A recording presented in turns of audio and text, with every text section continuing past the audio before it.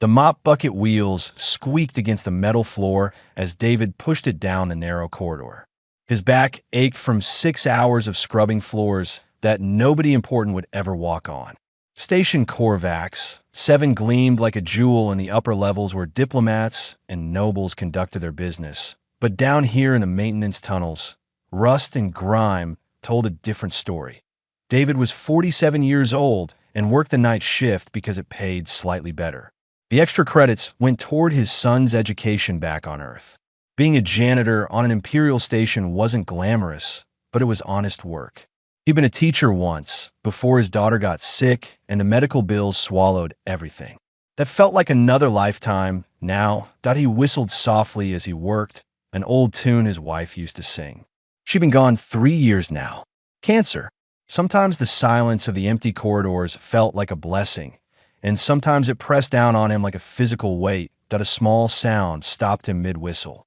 A whimper, soft and desperate. David frowned and set down his mop. The maintenance shaft to his left was supposed to be sealed. He'd reported the broken lock 2 weeks ago, but station maintenance always had bigger priorities. He pulled the door open wider and peered inside. The shaft was dark and smelled of oil and stale air. David pulled his flashlight from his belt and clicked it on. The beams swept across discarded equipment and old supply crates. Then it caught something that made his breath stop. A small creature huddled behind a broken ventilation unit. Bronze scales caught the light, dulled by a coating of dust and grime. Wings that should have been proud and strong drooped against the tiny body. The creature's eyes were half closed, and its breathing came in shallow gasps. David had worked on Imperial stations long enough to recognize a dragon, hatchling, when he saw one. This one couldn't have been more than a few weeks old, barely larger than a house cat. It should have been plump and energetic. Instead, every rib showed through its scales. The hatchling opened one eye and made that small whimpering sound again. It didn't even have the strength to be afraid of him. "Oh, you poor thing," David whispered. He knew the rules. Imperial fauna, especially dragons, were protected by about 1,000 regulations. Unauthorized contact could mean imprisonment. But looking at this dying infant, the rules seemed very far away and very stupid. He glanced back down the corridor. His shift supervisor wouldn't check on him for at least another hour. David made a decision that would change his life in ways he couldn't imagine. He knelt down slowly, making himself as small and non-threatening as possible. "Hey there, little one. You're safe now." The hatchling watched him with ancient, tired eyes that no infant should have. David reached into his lunch bag and pulled out his sandwich. Turkey and cheese, nothing fancy. He tore off a small piece of the meat and held it out. The hatchling's nostrils flared. Its head lifted slightly. Then, moving with the last reserves of its strength, it crawled forward and snatched the meat from David's fingers. It swallowed without chewing, desperate. David fed it piece by piece, his sandwich disappearing bite by bite. He didn't mind. He could skip lunch. This little creature couldn't skip another meal. When the sandwich was gone, he poured water from his thermos into his cupped hand. The hatchling lapped it up gratefully. "Where's your mother?" David asked softly, knowing he wouldn't get an answer. "How did you end up down here?" As if in response to his thoughts, voices echoed from somewhere above them. David froze, listening. Lord Vrath was quite clear. A nasally voice said, "Grenth, the station overseer. The hatchling was defective. Not worth the resources to raise. The matter is closed. But shouldn't we search for the body?" Another voice, younger. "Why? Natural selection, my dear. The Empire has thrived for millennia on the principle that only the strong survive. A weak hatchling serves no purpose. Lord Vrath has already reported it as disposed of. We have more important matters to attend to." The voices faded away. David looked down at the hatchling in his arms. It had fallen asleep, its tiny body finally relaxing now that food was in its belly. Disposed of. Like garbage. Like nothing. "Not on my watch," David muttered. He carefully wrapped the hatchling in his jacket and carried it deeper into the maintenance shaft, to a small storage room he'd discovered months ago. It was warmer there, away from the main ventilation. He made a nest of old cleaning rags and gently placed the sleeping dragon inside. The hatchling stirred and made a small chirping sound, like a bird. One bronze eye opened and looked at David with something that might have been trust. "I'll come back tomorrow night," David promised. "I'll bring more food. You just rest now and get strong." He knew this was crazy. He knew he could lose his job, or worse. But as he looked at this abandoned infant, he thought of his daughter. He thought of all the times he'd been helpless to save her. He couldn't save his little girl, but maybe, just maybe, he could save this one. David returned his mop bucket and continued his rounds. But his mind was already planning. He needed to bring better food tomorrow. Maybe some raw meat from the station commissary. And water. And blankets. The hatchling would need medicine too, probably. He'd figure it out. Behind him, in the darkness of the storage room, the bronze dragon slept peacefully for the first time in days. Its tiny chest rose and fell with steady breaths. In its dreams, it felt warmth and safety and the gentle touch of someone who cared. Neither the janitor nor the hatchling knew that this simple act of kindness would soon echo across the entire empire. 2 weeks had passed since David found the hatchling. The bronze dragon had a name now. Copper. It fit him perfectly with those metallic scales that caught the light like new pennies. David sat cross-legged in the storage room, watching Copper demolish a piece of roasted chicken he'd bought from the station market. The hatchling had grown. Not much, but enough to prove that food and care made all the difference. His ribs didn't show anymore, and his eyes sparkled with intelligence and mischief. "Slow down, buddy," David chuckled as Copper nearly choked in his enthusiasm. "Nobody's going to take it from you." Copper paused and tilted his head, as if considering David's words. Then he went right back to eating at the same frantic pace. David shook his head, smiling. Every night, after his shift started, he would come here first. Feed Copper, check that he was healthy, talk to him. It had become the highlight of his day. The hatchling had started following him during his rounds in the lower levels. At first, David had tried to discourage it. Too risky. But Copper was stubborn and clever. He'd figure out how to open the storage room door and would trail behind David like a loyal puppy, staying in the shadows. "Copper, sit," David said, holding up his hand. He'd been working on basic commands, using bits of food as rewards. To his amazement, it was working. Copper plopped his hindquarters down and looked up expectantly, tail swishing. "Good boy." David tossed him a treat. Copper caught it midair and rumbled with pleasure. The sound was almost like a purr, deep in his chest. The door behind them opened suddenly. David's heart jumped into his throat. He spun around, putting himself between Copper and whoever had entered. It was Ruth, another human janitor. She was older than David, maybe 60, with steel-gray hair and kind eyes that had seen too much of the universe's ugliness. She stared at Copper, her mouth falling open. "David," she whispered, "tell me that's not what I think it is." David swallowed hard. "I can explain. That's a dragon. An imperial dragon. Do you have any idea what they'll do to you if they find out?" Ruth stepped closer, her voice urgent and low. "They'll arrest you. Maybe execute you. The Empire doesn't joke about their precious dragons." "I couldn't let him die," David said simply. "He was starving, Ruth. Someone threw him away like trash." Ruth looked at Copper, who had hidden behind David's legs and was peeking out nervously. The hatchling chirped softly, a questioning sound. Her expression softened just a fraction. "How long?" 2 weeks. "David, you can't keep this secret forever. Someone will notice. The guard patrol down here sometimes." "What happens then?" "I don't know," David admitted. "I just know I can't abandon him. I won't." Ruth was quiet for a long moment. She studied David's face, then looked down at Copper again. The hatchling had crept out from behind David and was watching her with curious eyes. He took a hesitant step forward and sniffed at her boots. "My daughter works in the commissary," Ruth said finally. "She can get meat scraps. The good stuff, not the processed garbage. Growing dragons need protein." David felt relief wash over him. "You'll help. I'll help." Ruth crouched down, and after a moment's hesitation, she held out her hand. Copper sniffed it carefully, then rubbed his head against her palm. She smiled despite herself. "But David, we need to be smart about this. No more letting him follow you around. Someone will see. He doesn't listen when I tell him to stay. Then we train him better." Ruth scratched behind Copper's ears. and the hatchling's eyes closed in bliss. Dragons are supposed to be the smartest species in the galaxy, right? He'll learn.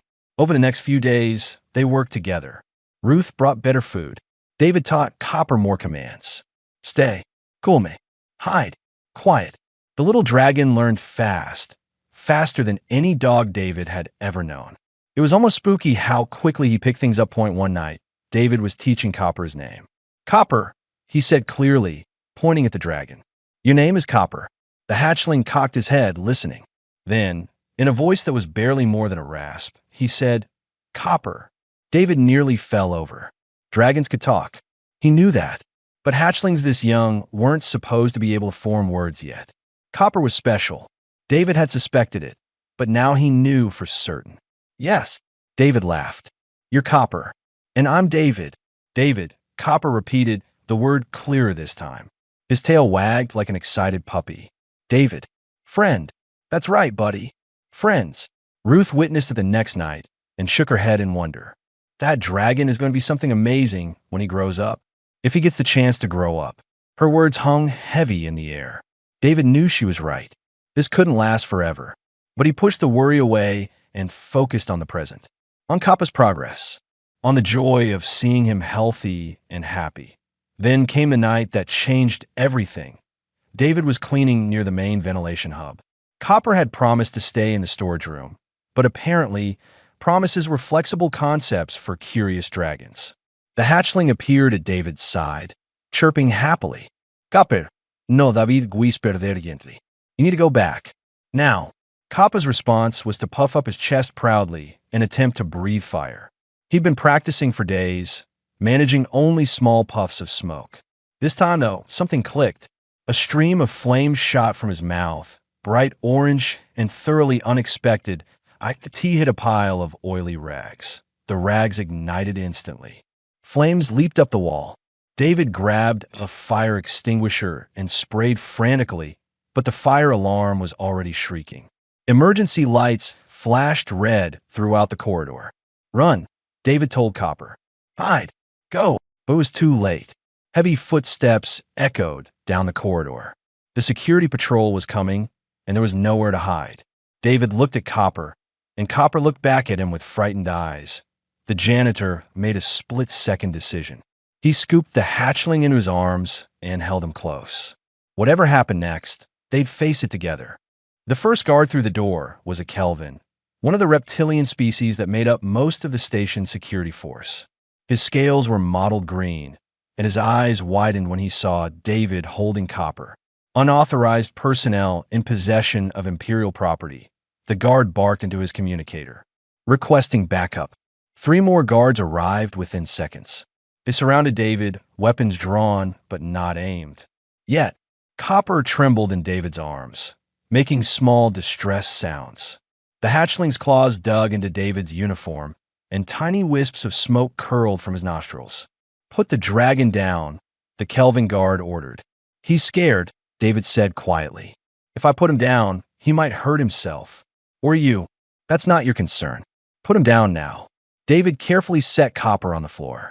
Immediately, the hatchling tried to scramble back into his arms. A guard moved to grab Copper, and the dragon reacted on pure instinct. He breathed a stream of fire that singed the guard's sleeve. The guards jumped back, raising their weapons. David threw himself between them and Copper without thinking. Don't shoot. He's just a baby. He's frightened. Step aside, human, the lead guard growled. No. The standoff lasted only seconds before a new voice cut through the tension. What is the meaning of this? Captain Hayes strode down the corridor, her gray uniform crisp and her expression stern. She was human, one of the few who'd climbed to a command position on an Imperial station. Her eyes took in the scene instantly. The scorch marks on the wall, the terrified hatchling, David standing protectively in front of him. Captain, the Kelvin guard reported. We found this janitor in possession of an Imperial dragon. The creature is dangerous and should be contained. Hayes looked at Copper, who was pressed against David's legs, shaking. That dragon is barely a month old. I've seen more dangerous house cats. She turned her gaze to David. Do you want to explain this? David met her eyes. I found him starving in the maintenance shaft 2 weeks ago. I've been feeding him, taking care of him. You know that's illegal. Yes, ma'am. You could be imprisoned for this. Yes, ma'am. Hay studied him for a long moment. Take them both to holding room 3. And someone get Overseer Grinth down here. This mess is about to get complicated. They were separated. That was the worst part. Guards carried Copper away in a containment box, despite his cries and David's protests. David was escorted to a small, windowless room with a table and 2 chairs. He sat there for what felt like hours, wondering if Copper was okay, if they were hurting him, if the little dragon understood why David wasn't there. The door finally opened. Overseer Grinth entered, his 4 arms folded across his chest. The insectoid's compound eyes glittered with something that might have been annoyance or might have been hunger. David could never tell with the species. Behind him came someone else. A dragon. Not a hatchling, but a young adult, maybe 20 years old. His scales were deep purple, polished to a mirror shine. He wore elaborate robes marked with noble insignia. He looked at David the way someone might look at a particularly offensive piece of garbage. "This is the thief?" the purple dragon asked, his voice dripping with contempt. "This is the janitor who was found with your property, Lord Vrath," Grinth said smoothly that David's stomach dropped. Lord Vrath, the one who had abandoned Copper. "I am not a thief," David said, forcing his voice to stay steady. "I saved a dying infant that someone threw away." Vrath's eyes narrowed. "You dare speak to me directly, human? That defective creature was my property to dispose of as I saw fit. Its scales are the wrong color. Bronze, when it should have been purple like mine. It brought shame to my lineage." "It has a name," David said. "Copper. And the only shame I see in this room is the person who abandoned their own child because he wasn't pretty enough." Vrath moved faster than David's eyes could follow. One moment the dragon was across the room. The next he had David pinned against the wall, claws pressed against his throat. "You forget your place, janitor." "Lord Vrath, please." Grinth fluttered nervously. "There are procedures." A new sound interrupted them. A high-pitched screech echoed from somewhere in the station. Coppa's voice, David realized. The hatchling was calling for him. Vrath's expression twisted with disgust. It can't even control its voice. Worthless creature. He released David, who slumped against the wall, gasping. "I demand this human be charged with theft. The creature should be destroyed, and this matter concluded." "We must follow proper protocols," Grinth said. "Station court will convene tomorrow morning." The court was a joke. David knew at the moment he was brought in. The magistrate was an old dragon with silver scales, sitting behind a raised platform. The room was filled with station personnel, mostly aliens who whispered and pointed at David. Copper was brought in, still in his containment box. The moment he saw David, he cried out and scratched at the walls of his prison. David's heart broke. Magistrate Orland banged his gavel. "This court is called to order. David Chun, human, you stand accused of theft of Imperial property. How do you plead?" "Not guilty," David said firmly. "You can't steal something that was thrown away." Vrath stood. The creature was defective and disposed of according to tradition. This human had no right to interfere. "Your tradition," David said, "required a baby to starve to death. If that's tradition, then tradition is wrong." Gasps rippled through the courtroom. Orland's eyes widened. "You dare criticize imperial custom?" "I dare to say that any law making it illegal to save a dying child is unjust," David said. His voice rose, fueled by weeks of fear and worry and love for the small dragon who'd become his whole world. "I would do it again, 1,000 times. I won't apologize for having conscience." A cracking sound filled the room. Copper had broken through his containment box. The hatchling flew across the courtroom on clumsy wings and landed on David's shoulder, wrapping his tail around David's neck. He hissed at everyone else, small plumes of smoke rising from his nostrils. The courtroom erupted in chaos. Guards rushed forward, but Copper wouldn't let them near David. Every time someone approached, he breathed fire.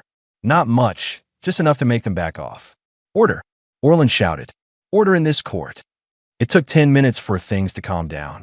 Copper refused to leave David's shoulder, and eventually, the guards gave up trying to remove him.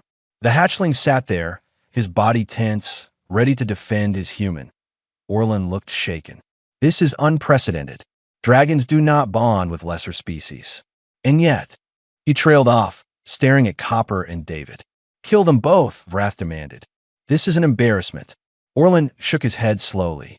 This case is beyond my authority. The bond displayed here, the questions of tradition and law, these require judgment from the highest level. He looked at David with something that might have been respect or might have been pity. This matter will be brought before Emperor Arcturus himself. May the stars have mercy on you, janitor. The transport ship was nothing like the luxury vessels David had cleaned aboard the station. This was a military craft, cold and utilitarian. He sat in a small cell, his wrists bound with energy cuffs that hummed softly. Through a small window, he could see stars streaking past as they traveled through faster-than-light space. Copper was 3 cells away. David could hear him crying sometimes, small whimpers that tore at his heart. The guards wouldn't let them be together. Too dangerous, they said, after Copper had burned 2 more guards trying to protect David during the arrest point 3 days. That's how long the journey to Draconis Prime would take. 3 days to think about what was coming. Execution, most likely. Public execution to make an example of the human who dared defy imperial tradition. David wasn't afraid of dying. He'd made peace with mortality when his wife passed. But the thought of what they might do to Copper kept him awake at night. The little dragon had done nothing wrong except survived out on the 2nd day. Captain Hayes visited his cell. She looked tired, her uniform rumpled like she'd been traveling hard. I didn't expect to see you here, David said. I'm testifying, she replied, sitting on the bench across from him, about what I witnessed. We'll help. Hayes was quiet for a moment. I don't know, but something interesting is happening back on the station. Your friend Ruth started a petition. Other humans signed it. Then some of the younger aliens joined in. It's spreading across the networks. People are calling you a hero. I'm not a hero. I'm just someone who couldn't walk past a dying baby. Maybe that's what heroes are, Hayes said softly. She stood to leave, then paused. The Emperor is old, David. Ancient. He's seen empires rise and fall. Maybe, just maybe, he'll surprise everyone. David wanted to believe her, but hope felt dangerous. Draconis Prime took his breath away despite everything. The planet was massive, with cities that glittered like jewels across its surface. The capital rose in spirals of crystal and gold, buildings that defied gravity and reason. Dragons soared between towers, their scales catching the light of 3 suns. They landed at the Imperial Palace. David was escorted through corridors so grand they made the station look like a garbage dump. Everywhere, dragons stopped to stare at the human in chains. Some looked curious. Others looked disgusted. All of them looked powerful in ways that reminded David how small humanity was in the grand scheme of the galaxy. He was brought to a preparation chamber where his chains were removed and he was given clean clothes. Not fancy, just simple gray robes. A servant, a small blue-skinned alien, helped him dress. The Emperor will see you soon, the servant whispered. Be respectful. Be honest. Emperor Arcturus values truth above all things. Will I see Copper first? The servant's face showed pity. The hatchling will be brought to the throne room. Whether you survive to see him again depends on the Emperor's mercy. The throne room was the largest space David had ever seen. The ceiling soared hundreds of feet above, painted with scenes of dragons in battle and triumph. Hundreds of beings filled the space. Dragons of every color, alien diplomats in elaborate costumes, guards in gleaming armor. Cameras hovered everywhere, recording for broadcast across the Empire. To the far end of the room, on a throne carved from a single massive diamond, sat Emperor Arcturus. He was enormous, easily 50 feet long, with scales that gleamed like molten gold. His eyes were ancient and knowing, the eyes of something that had watched civilizations bloom and fade. When he moved even slightly, the air seemed to shiver with power. David was led forward. His legs felt weak, but he forced them to work. Behind him, he heard a familiar cry. He turned and saw guards carrying Copper in a new containment box. The hatchling was pressed against the walls, trying to see David, calling for him. Bring the hatchling closer. Arcturus's voice rolled through the chamber like thunder. The guards obeyed. They set the box down just behind David. Kappa's cries turned to whimpers. David Chun, Arcturus said, you stand accused of theft and violating imperial law regarding contact with dragons. Lord Wrath has demanded your execution and the destruction of the defective hatchling. How do you answer these charges? David swallowed hard. Every eye in the room was on him. He could lie. He could beg. He could grovel and maybe save himself. Instead, he told the truth. Your Majesty, I found a baby dying in the darkness. I'm a father. I was a father. My daughter died years ago, and I couldn't save her. But I could save Copper. So I did. If that's a crime in your empire, then I'm guilty. But I won't apologize for it. I can't. Some things are more important than laws. Silence filled the throne room. It stretched for seconds that felt like hours. You are aware that this hatchling was abandoned according to our traditions. Arcturus asked, Yes, sir. And you believe our traditions are wrong. David took a breath. This was it, the moment that would seal his fate. I believe any tradition that requires the death of an innocent is wrong. Yes. More gasps. Lord Wrath stood from where he'd been sitting. Your Majesty, this is an outrage. This human insults our entire culture. Silence. Arcturus said quietly, but the word carried absolute authority. Wrath sat down immediately. The Emperor's eyes never left David. You speak boldly for someone facing death. I'm already dying, Your Majesty. All humans are. We live maybe 100 years if we're lucky. You've lived centuries. Time means different things to us.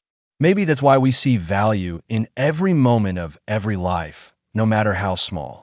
Arcturus leaned forward slightly.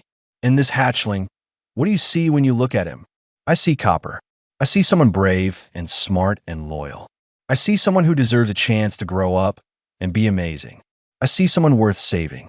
Even though he is not your species, even though he can never truly be your equal in the eyes of the Empire. David looked back at Copper, who had pressed his nose against the box, watching David with desperate eyes. He's already my equal, Your Majesty. He's my friend. That's all that matters to me. Arcturus was quiet for a long moment. Then he did something that shocked everyone in the room. He rose from his throne and descended to the floor. He walked toward David, each step making the ground tremble slightly. He stopped just a few feet away, bringing his massive head down to David's level. Open the container, Arcturus commanded. Guards rushed to obey. The moment the box opened, Copper shot out and flew straight to David, landing on his shoulder and wrapping around his neck. The hatchling was shaking, but he turned to face the Emperor, placing himself between David and potential danger. A baby dragon, protecting a human from the most powerful being in the Empire. Arcturus studied them both. Then, incredibly, he smiled. I will render my judgment at dawn, the Emperor said. Until then, let the janitor and the hatchling remain together. I wish to speak with David Chun privately tonight. He looked around the room. Court is dismissed. As beings filed out, David stood there with Copper on his shoulder, wondering if he'd just been granted one last night of life or something else entirely. The guest quarters were nicer than anywhere David had ever stayed. Soft carpets covered the floor, and the bed was large enough for 5 humans. A balcony overlooked the city, where lights twinkled like stars and dragons flew through the twilight sky. Copper was fascinated by everything. He explored every corner, chirping with delight at each discovery. Finding the bathroom particularly interesting, he spent 10 minutes staring at his reflection in the mirror, tilting his head back and forth. Copper pretty, the hatchling announced proudly. Despite everything, David laughed. Yes, buddy, you're very pretty. He found paper and a pen in a drawer and sat down to write. If tomorrow brought death, he wanted to leave something for his son. Words to explain why he'd made the choices he had. An apology for not being there. A hope that his son would understand. The words came slowly. What do you say to your child when you know you'll never see them again? David tried several times, crossing out lines, starting over. Copper eventually climbed into his lap, sensing his distress. The hatchling's warmth was comforting, but a knock at the door made them both jump. It was late, past midnight. David set Copper on the bed and went to answer, expecting a guard or servant. Emperor Arcturus stood there in O guards. No attendants, just a massive golden dragon, somehow making himself fit in the doorway despite his size. David's mind went blank with shock. "May I enter?" Arcturus asked politely. Yes, your majesty." "Of course." David stepped back, his heart hammering. Arcturus moved into the room with surprising grace for something so large. He settled himself on the floor, wings folded neatly against his back. Copper peeked out from behind a pillow, eyes wide. "You don't need to fear me, little one," Arcturus said gently to Copper. "I mean neither you nor your human any harm tonight." Copper chirped uncertainly, but didn't hide. "I wanted to speak with you away from the court," Arcturus said to David. "Away from politics and tradition and all the weight of empire. Just two people talking. I'm not sure what to say, your majesty. Start by telling me why you really did it. And please sit. I dislike looking down at people when we talk." David sat in a chair, though every instinct screamed at him that sitting while an emperor stood, or in this case, lay down, was wrong. "I told you the truth in court. You told me a truth, but not all of it. I saw your face when you looked at the hatchling. That wasn't just compassion. That was grief." David's throat tightened. "My daughter. She was 6 when she got sick. Cancer. We tried everything, spent everything. It wasn't enough. She died in my arms, and I couldn't do anything to stop it." He wiped at his eyes. "When I found Copper, I saw her. I saw every child who suffers while the powerful look away. I couldn't save my little girl, but I could save him." Arcturus was quiet for a long moment. "I had a sister once, 800 years ago. She was the youngest hatchling of my mother's final clutch. Her scales were pale, almost white, when they should have been gold. My father declared her defective." He paused, and something ancient and painful crossed his face. "I was young, a prince learning to be an emperor someday. I stood there and watched as they carried her away. I did nothing. I said nothing. I followed tradition. What happened to her? She died alone in the cold. I learned this years later from a servant who had pitied her enough to check. By then, I was emperor, too late to change anything." Arcturus looked at Copper, who had crept closer and was listening with surprising understanding. "I have questioned that decision every day for 8 centuries.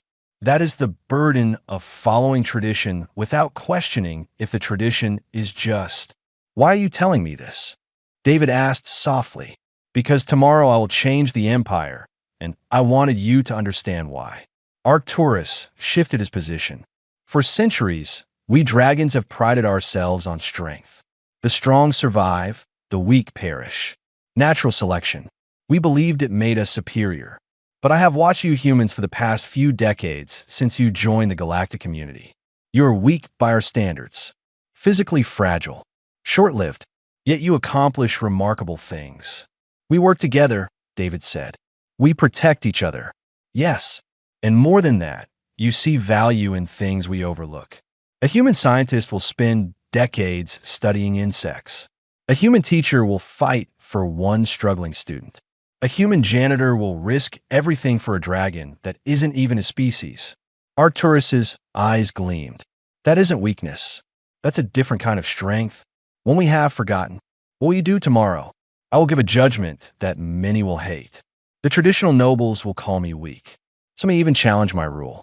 But I am old David Chun, and I am tired of living in an empire that throws away its children." He looked at Copper, who had fallen asleep against David's leg. That hatchling should have died. By our laws, by our traditions, he had no value. Yet look at him now. Healthy, happy, loyal. All because one human refused to accept that a law was just simply because it was old. "Will I live to see tomorrow night?" David asked. Arcturus smiled, showing teeth that could bite through steel. "That depends on your answer to my next question. If I grant you freedom, if I grant the hatchling life, what will you do?" David looked down at Copper, thinking, "I want to make sure this never happens again. That no dragon baby is thrown away. That no one has to choose between their conscience and the law. Even if it means staying in an empire that has caused you such trouble. Even if it means dedicating your life to a cause that will make you powerful enemies." Especially then. Someone needs to speak for those who can't speak for themselves. Arcturus rose to his feet, preparing to leave. At the door, he turned back. You asked if you would live to see tomorrow night. Here is my answer. You will live to see many nights, David Chun. And you will change this empire as surely as any dragon ever has. Sleep well. Tomorrow, the real work begins. After the emperor left, David sat in silence for a long time. Copper stirred and looked up at him sleepily. David, okay? The hatchling asked. David smiled and scratched behind Copper's ears. Yeah, buddy. I think we're going to be okay. Better than okay. Copper purred and went back to sleep. Outside, the triple suns began to rise over Draconis Prime, painting the sky in gold and crimson. Dawn had come, and with it, Judgment Day. The throne room was even more crowded than the day before. Word had spread across the empire that Emperor Arcturus would deliver a historic judgment. Dragons packed the space, along with representatives from hundreds of alien species. News cameras from every major network hovered in the air, broadcasting to trillions of viewers. David stood in the center of it all, wearing the same simple gray robes. Copper sat on his shoulder, unusually quiet. The hatchling could sense the tension in the air. Lord Vrath stood to one side, his purple scales polished to perfection. He looked confident, almost smug. Why wouldn't he be? The law was clearly on his side. Tradition supported him. This human janitor had no power, no influence, no chance. Emperor Arcturus entered from behind the throne. The room fell instantly silent. Every being present bowed or lowered their heads in respect. The emperor took his seat, and his gaze swept across the assembled crowd before settling on David. David Chun. Arcturus's voice filled the massive space. You stand before this court accused of violating imperial law by unauthorized contact with a dragon juvenile. You have heard the charges. The evidence against you is clear. You do not dispute the facts. By the letter of the law, you are guilty. David's heart sank. So this was how it would end. He dared to hope, but hope was a dangerous thing. Therefore, Arcturus continued, I find you guilty as charged. Vrath smiled triumphantly. The crowd murmured. David closed his eyes, feeling copper tremble against his neck. However, the emperor said, and his voice cut through the noise like a blade, I also find the law itself to be unjust. The murmuring stopped. Everyone stared. For 800 years, I have ruled this empire, Arcturus said. I have watched us grow strong through tradition. The strong survive. The weak perish. We called it natural. We called it necessary. We called it honor. He paused, letting his words sink in. We were wrong. Gasps rippled through the crowd. A dragon noble in the front row stood up, outraged. Your Majesty, you cannot. I can, and I will. Arcturus's voice was steel. Sit down. The noble's Saturday. Strength is not merely physical power, Arcturus continued. Strength is not abandoning those who need help. Strength is not calling cruelty tradition and using honor to justify the unjustifiable. He looked directly at Vrath. Lord Vrath, you discarded this hatchling because his scales were bronze instead of purple. You threw away your own blood because he did not match your vanity. Vrath's confidence crumbled. Your Majesty, I followed tradition. You followed cowardice, Arcturus snapped. And today, tradition changes. He rose from his throne, and the entire room seemed to hold its breath. I hereby declare the Edict of Compassion. From this day forward, no dragon hatchling may be abandoned regardless of appearance, size, or initial weakness. Any dragon who abandons their young will be stripped of noble status and title. All imperial subjects now have not just the right, but the duty to preserve life when they witness suffering. The throne room erupted. Some dragons roared approval. Others shouted protests. Arguments broke out across the room. Arcturus let the chaos continue for a moment, then slammed his tail against the floor. The sound was like thunder, and everyone fell silent again. I am not finished, the emperor said. Lord Vrath, you are hereby stripped of all custody rights to the hatchling-designated copper. You have proven yourself unworthy of the responsibility. Vrath's face went pale. But your Majesty, Furthermore, you are demoted from your position on the Noble Council. Perhaps in time, you will learn what true honor means. Wrath stood there, humiliated before the entire empire. Finally, he turned and fled the throne room. No one tried to stop him. Arcturus turned his attention to Copper, who was peeking out from behind David's shoulder. "Young dragon," the emperor said gently, "you have a choice to make. You can enter the Imperial Academy with full noble status. You will receive the finest education, want for nothing, and take your rightful place among dragon society." He paused. "Or you can remain with David Chun. That path will be harder, but you will face it together." Copper didn't hesitate. He chirped firmly and wrapped his tail tighter around David's neck. "Copper, stay with David," the hatchling said clearly. "David is family." Several dragons in the audience made sounds of shock. For a dragon to choose a human over their own kind was unheard of. Unprecedented. Revolutionary, Arcturus smiled. "So be it." He looked at David. "David Chun, I offer you a position. I create today the role of Imperial Guardian of the Forsaken. You will have authority to investigate cases of abandonment or mistreatment of juveniles across the Empire, regardless of species. You will have the power to intervene, to rescue, to ensure that what happened to Copper never happens again.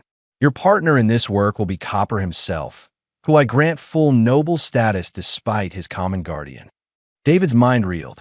"Your Majesty, I'm just a janitor." "You were a janitor," Arcturus corrected. "Now you are the voice for those who cannot speak for themselves. Do you accept?" David looked at Copper.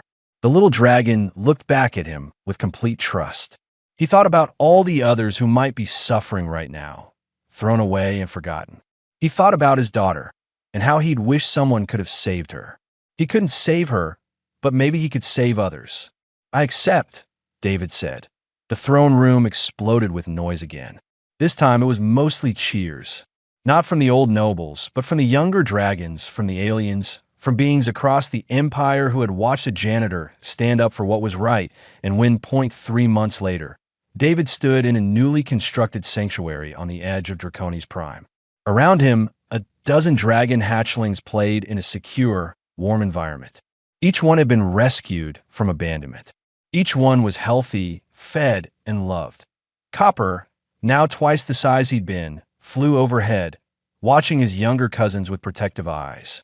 He'd taken to his role as guardian with enthusiasm. He was gentle with the babies, fierce with anyone who threatened them, and utterly devoted to David. Ruth had joined them, leaving her janitorial job to help run the sanctuary. Captain Hayes had resigned her commission to serve as their head of security. Others had come too, drawn by the message that compassion wasn't weakness. David's communicator buzzed. A message from his son on Earth, congratulating him on the recent rescue of a clutch of abandoned hatchlings from a distant colony. His son was proud. That meant more than all the titles and honors the Empire had given him. A small dragon, barely a week old with scales of pale blue, wobbled over to David and tugged on his pant leg. She was one of the newest rescues, found in a trash compactor by a sanitation worker who'd heard about David's work. "Hungry," the baby dragon said. David smiled and picked her up gently. "I know, sweetheart. Let's get you fed." As he carried her to the feeding area, he passed a wall where they'd mounted a simple plaque. It read, "Every life has value. Every child deserves a chance. Strength is found in compassion." Below it was a picture of a sandwich, half-eaten, and a small bronze dragon with grateful eyes. It all started with one act of kindness. One human who couldn't walk past suffering. One sandwich shared with a hungry baby. And from that simple beginning, an entire empire had begun to change. Copper landed beside David and nuzzled his shoulder affectionately. The hatchling, now growing into a young dragon, rumbled with contentment. "Good day, David," Copper asked. His vocabulary had grown considerably. David looked around at the sanctuary, at the rescued dragons playing and learning and thriving. He thought about the hundreds more they'd saved, the thousands they would save in the years to come. He thought about his daughter and hoped somehow she knew that her dad was doing good work. "Yeah, Copper," David said softly. "It's a very good day." Outside, the triple suns of Draconi's Prime set in a blaze of color. Inside the sanctuary, dragons of every color and size settled down for the evening, safe and loved. And in the maintenance tunnels of distant stations across the empire, janitors and workers and ordinary people had learned an important lesson. Sometimes the smallest acts of kindness create the greatest change. Sometimes a sandwich can save the world. And sometimes a janitor can teach an empire what true strength really means.